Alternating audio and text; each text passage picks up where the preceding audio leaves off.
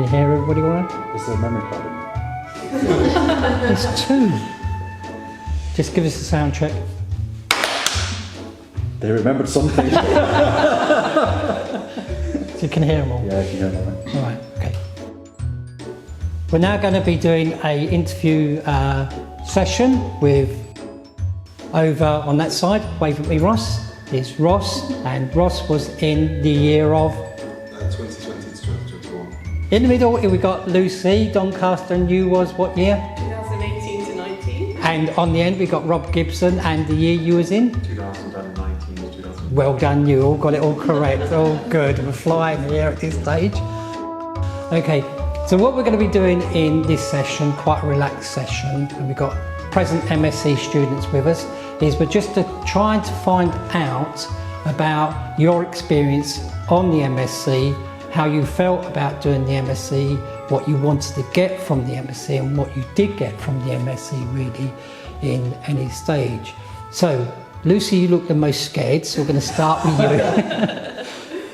Can you remember your first day of turning up and what you felt and stuff like that? I remember turning up and feeling like really out of my depth because everyone had like all the gear, like all the equipment. And I remember Joe turning up with like literally a massive bag of like really cool camera and everything, and I was there with like quite an old like rubbish camera, and I was like thinking, oh my god, am I going to be good enough to do this? But no, literally as soon as I like got into the course, started doing it, I was like, no, I can do this, I'm going to be fine.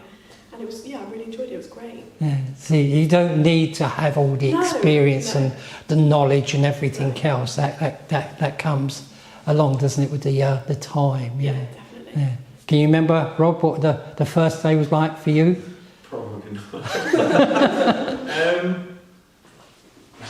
I turned up with all the gear and no idea instead of the other way around. So I turned up with my big bag and all my camera gear and thought I knew what I was doing and then didn't. So. Ross, what was it? My first day started a little bit different because we had to be outside because of COVID. So I met Yassine first of all people. So that was interesting. And he won't remember saying that because we were very different people. But we had a chat and it was great. And then I had a similar experience to you where we sat in the classroom and it was Townsend pulled out that big camera and I was like, oh god. I just had like my little clunky Canon 750D. And, but then very quickly I realised that equipment isn't a limiting factor here at all. Like, and yeah, it was just very interesting. As soon as we started talking, it was I felt like I made the right decision. Because we met you outside, or Steve met you outside by the tree, didn't he? Yes. Yeah. And talking about your kit, I remember when we went over to Willerton Hall, and like you needed that constant reassuring that your camera was kind of like okay for doing the calls. Yeah, no, I was just like looking around and then like Sabina had one that was so new that you guys didn't think it existed. That was Amy. Amy. Yeah. And then Townsend had this thing that the professional sports photographers use, and Andy was like doing his Peter McKinnon thing, and I was just like, oh. Wow, everyone seems to know what they're doing, and I'm just kind of here with this thing that I've had since I was 16. But yeah, you very quickly learn that equipment isn't a limiting factor, it's what you can do with it, and that's what you're here for. Do you remember that, Lucy, kind of like, did you turn up with an idea of what you wanted to be when you left the MSc? Did you have any kind of disillusions? I don't know, I just loved photography and I knew that I saw this match and thought, oh my god, I'm going to do this, it's going to be amazing. I didn't really have any idea of what I wanted to do, but as the course progressed, I kind of learnt what I loved and what I didn't and knew what I wanted to go down, like what route and things. So, yeah. Rob, did you have any ideas of? Definitely, so like obviously I saw the course and was really excited. I've obviously been doing photography for a very long time, but I don't know, something was missing, and so the course was kind of the depth. I'm very arty and not sciencey, so it was like, can I do this? And then I really wanted to add that science that a lot of the students that do the course already are trying to like going away from and being a bit more arty. So that was what really excited me, like getting to dissect stuff and to identify things and but at the same time, kind of what I didn't realise and expect to happen would be like, I would become a better photographer from doing that. So I was kind of like, really, oh, I'm a great photographer, and I was like, actually I'm not, and the course really rounded me off, I suppose. Yeah. You came from quite a large group in your year, wasn't it? I can't remember how many it was, but it just seemed to be massive, didn't it? Like students all over the place. So many women! Oh, Steve! That's disappointing, Steve. Best year though, wasn't it? There was like 20 See, Lucy's in there straight away as best year, wasn't it? Eh? I just remember there was loads, wasn't there? Just lots of those. Bodies all over the place every time you came in, wasn't there? How do you think it was with a big group? Because you did gel, didn't you? Yeah, I think we were really lucky that there wasn't really any conflict. Because I know that it can get quite competitive and there can be kind of issues, but with my year, we just all really got on. It was really quite chill and all like kind of like if I had like a question or something, Claire or Joe would be there to kind of like help and like encourage me, and it was really lovely. Yeah. Really good year. And yours, Ross, is like a smaller year. It was only 6, wasn't it? Being last year. How do you think that was in terms of? We got to know each other really well. Yeah. I'd say there wasn't really much choice other than to get to know each other. The only times you could socialise during COVID, because of course we'll be flatmates, and flatmates were okay, but the course became quite close quite quick, and it was definitely beneficial. I think we could just go, oh, I have this idea, or we'd have like off the books teams meetings and just discuss, oh, we're doing this, this and this. And something I learned last year especially would be, as good as an idea sounds in your head, as long as you find someone in this room that will tell you if it's, can I swear? Feel free to. If it's shit or not, they will tell you. That's what you need to find. Because if not, you end up in a graveyard in the middle of the night taking pictures of foxes and falling on your ass. So just say, you've got to find the person that actually will tell you that your idea is crap, and it's crap. And it's a lot of help. Yeah. We made a new rule this year, and it was purely for Ross. That everything has to be 1 metre square. You can't step out of that, because Ross, admit it yourself, mate, and he formulates an idea, and then he formulates the idea, and he formulates the idea, and it just goes on forever, and that can become a problem, can it not? Seriously, it can. Like, genuinely, if you have an idea, I think Steve, you actually put it best to me once. You said, idea is finished when you can't take anything more away, not when you can't put any more in. You said that to me once. I must have read that in a book. I mean, I'm not attributing it to you, I'm just saying you informed me. But the thing is, I would say, when you've got an idea, do bear in mind that you are like one person doing one project. You're not like a National Geographic photographer, and it's not like this is going to be the be-all end-all. You try and get as much of that idea onto paper. It will never look exactly like it is in your head. The idea of, I think, photography is always getting it as close as possible to that idea you have, and then learning what you can do next time to get even closer. And it's never going to be perfect, but if you're a perfectionist, I'd drop that very quickly. I can't just come back to you again, Lucy. I'm not leaving you out, Rob. Don't worry. There will be a chance for you to speak. At the end. We have very similar opinions. But you being like the last student which had us for the whole year and stuff like that, so you had the base room constantly. It was there at your disposal and stuff like that. Yeah. I always felt that sometimes when either me or Steve came into the room, it was kind of like you was hiding, not just you personally, but lots of students would kind of like be a bit worried about showing their work to us. I guess I felt the pressure. Yeah. But I was like, oh God, they're going to think I'm rubbish. I don't want to almost like close my computer down because I didn't want you to see what I was doing. But no, I kind of got over that, and I learnt that your opinion and advice was going to help me on this course and be the best that I could be, kind of thing. So kind of have to get over that and be like, no, you need to show them, you need to take the criticism, the constructive criticism, and just, it will help you in the long run, massively. Because at the end of the day, mine and Steve's and Tom's is only an opinion, okay? We're not saying what we're saying is right, correct, and you should follow that. We're just giving you an opinion at the end of the day. We like to work with that opinion, so we like to hear back what your ideas are and what you think as well. So it's kind of like an open forum that we're trying to run. We don't tell you right from wrong. You have to develop right from wrong, and we try to formulate a conversation. What do you think, Rob? Yeah. In regards to... Well, you know, in terms of, like, you had part of the time there, how did you feel about, you know, working in the bass room, and how us coming into the bass room or others being around you in the bass room in terms of your work, what you was doing? So I think as a bit of a perfectionist kind of thing, it's very difficult to take criticism when you've put a lot of effort into your work. Kind of what Ross was saying, you kind of put a lot of effort in and you're like, this is it, I've got it, it's perfect, I love it. And then you'll show it to someone else and then they'll be like, yeah, that's not anything like what you've mentioned. And so it can be very hard to hear that and take that, but it's really, really important to do that. Like Ross was saying, to your peers will all help you and guide you. They might have different experiences and different photographic skills, but they'll all help you, and so will Steve and David. So yeah, definitely. I think, like a naughty child, I think when you open the door, everyone's just like, shit, hide.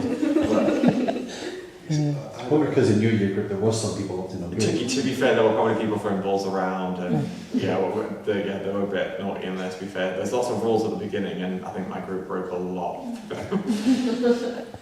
In all fairness, though, I think you can get too used to it. I think I've never seen you look more concerned when I was doing that product shoot of the shoes that I was wearing into. It was a Doc Martens advert, and I had Doc Martens on, so I took them off and was shooting them on the stage, just me and my socks standing on probably one of these office chairs, not to put you on. And Steve just looking at me like, yeah, okay. So they will accept your eccentricities at a certain point because they kind of have to. We like to. Yeah, it's a unique experience. You clean the shoes first.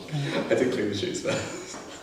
I think one thing that I think most students really worry about, and I think will be on your minds as well, is failure. Okay, failing. Was that like a problem? Did you feel when you was getting things wrong, it was causing you a problem?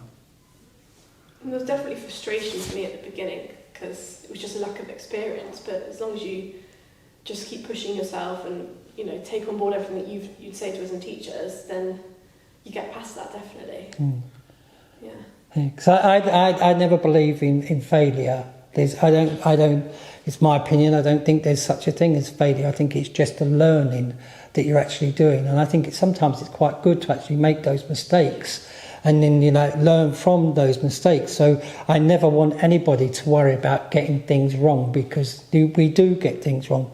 I get things wrong, and Steve does all the time. So it's there, isn't it? So is everybody from a science background, or have you got smart people in here? You guys from science? Science. Art. Okay, so I will. In my experience, we have mostly art people, mostly science people in my year. I think all science, isn't it? I think so. Yeah. You will not be used to doing things wrong. You will not. There is a lab procedure. You do it. You tick off the list. Yeah. That's not you got to be, again, that's another thing you got to get used to not doing anymore, because there is a list of things you have to achieve with photography, but maybe you'll see something shiny, maybe you want to take some pictures of that. That's not a bad thing. Your product might deviate slightly. Don't leave them 1 metre square, like David says, but I think for a scientist coming into a creative thing, you need to quickly adapt to the fact that there is no yes and no answers anymore. Well, there are a few, but there's less than there was. They're bendable. Yes. The thing with biology, especially, is something is or something isn't. For the most part, in photography, like David was saying, it's very subjective. The final product will be. That's a good final product. That's a bad final product. There's a lot of grey area. There's a lot of grey area. There's no black and white. Definitely. I mean, everything else doing that. Yeah, that's true. That was really hard for me to get used to. It took me a long time. Probably still getting used to it, if I'm honest. It makes me go a bit. When someone doesn't go, yeah, that's good, or yeah, that's bad. They like go, oh, I like that, but I don't like that. You go, oh, that's not right. Because no one goes, oh, I kind of like your PCR. You know, like your PCR is or isn't. Rob, in terms of like talking in the grey areas and stuff like that, how did you like feel about the briefs? Because we were never tight on giving you must take this step, that step, and so on. But our briefs are always classed. Somebody called them fuzzy at one stage. You know, what do you? I don't know. I try to interpret them in a certain way, and then run a certain theme for my project or something. And I don't know. I think I would. They're very flexible, very very flexible. Maybe too flexible for someone like me. I think where I'm very creative and like I think I definitely ran for miles intended out of that square quite often and thought I was in the right place and then often wasn't. So I suppose like make sure you refer back to these guys quite often, because I quite often would get really far away from that 1 metre square and think of everything was peachy, and they would be like, when I showed them towards the end, right before I was supposed to submit it, they were like, you need to go back that way. And so you definitely, again back with the criticism, is like don't be too afraid to advance your idea earlier on rather than leaving it till later. Because the briefs are very flexible, and they might be a bit too flexible if you're very creatively minded and want to do something a bit crazy. I think the thing to point out though is that if you were over that side, there was nothing wrong technically with anything you were doing, photography, imaging, design wise. It was always more a case of what the brief was asking for in terms of answering that question. People sort of sometimes just land outside the zone. So although Rob says he might have been over there and it wasn't great, just in terms of answering the brief's question, technically and everything, I think you've been a bit too humble there. But it's kind of, I suppose, the feedback you gave me was similar to what I said in terms of like the photos are great, we love them, but like they have nothing to do with what we asked you to do. So like definitely, like I said, ask earlier rather than later. I think as soon as you finish, come up with an idea for something, go back and read the brief. Because you might have just been sat there for a while thinking that's really great, and then go, oh, but that's really interesting, and then you're like you're 3 missed check-ins away from being in a graveyard taking photos of a fox. My point is, it's just like Rob said, always refer back to the brief, because your idea might run away with itself sometimes, and you think this is a really good idea, but it might not have enough relevance to what the brief is asking you, or you might need to think of special ways to like make it work with the brief, and without guidance you'll be in the dark a bit. But equally, I think at the beginning I probably played it too safe, because I was a bit like nervous because I wanted to get it so right, and I probably took it too literally maybe. Yeah. So I'm probably the opposite of you two, and I wish I'd pushed myself more. Because I remember one of the first bits of work I handed in, I'd taken like a really rubbish picture of a duck in a pond, and you just said, Lucy, what is that? Like, you did, like, it's like, and he was like, you said to me, like, you're better than that, you come on to have some confidence kind of thing. I think for me at the beginning was definitely a lack of confidence. Yeah. And through gaining my confidence, I definitely produced much better work towards the end. Because I think with you, you're kind of eye-opening on how good you was when we was doing the magazine. And I remember sitting down with you and talking about the altered landscape ones, which was what you done in Newark, wasn't it? And you was very like unsure of what it was and what you was doing and stuff like that. And I remember sitting down thinking, wow, this is really, really good.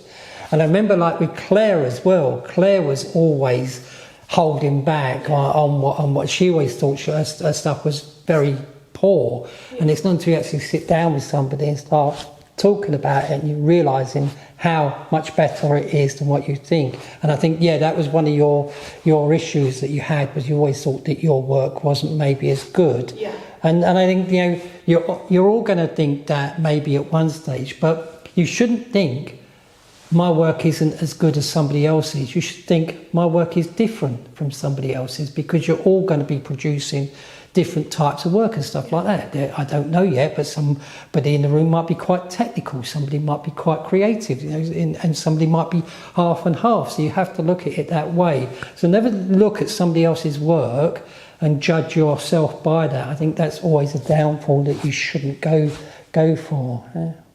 Yeah, definitely never compare yourself to or that it's not effective. It doesn't help you to go around looking at other photographers, especially professional photographers, and be like, that's really good, and my work's nowhere near as good as that, because they are very different. They come from different places with different interests and experiences. So.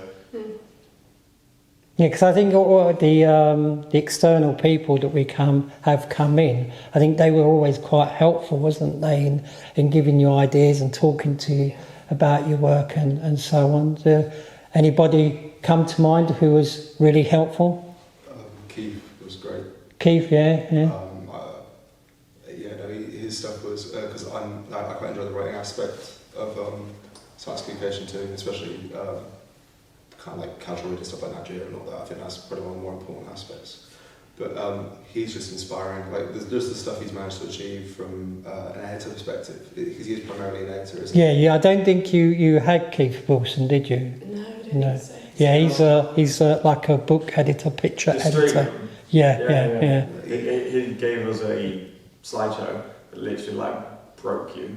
To get the slideshow.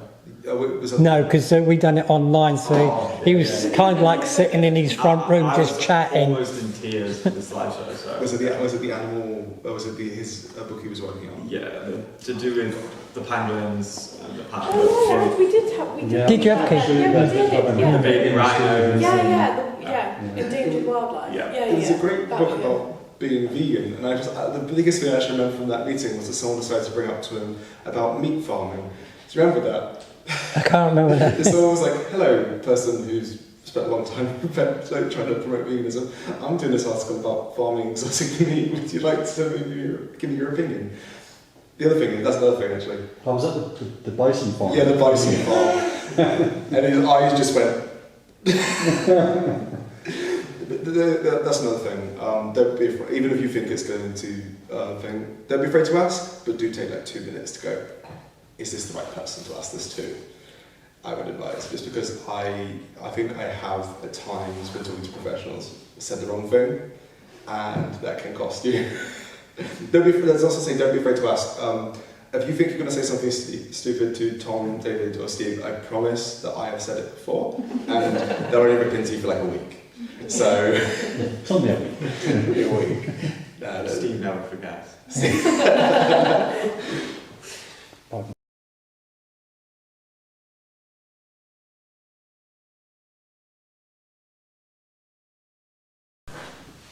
All right, I just had a couple of very simple questions.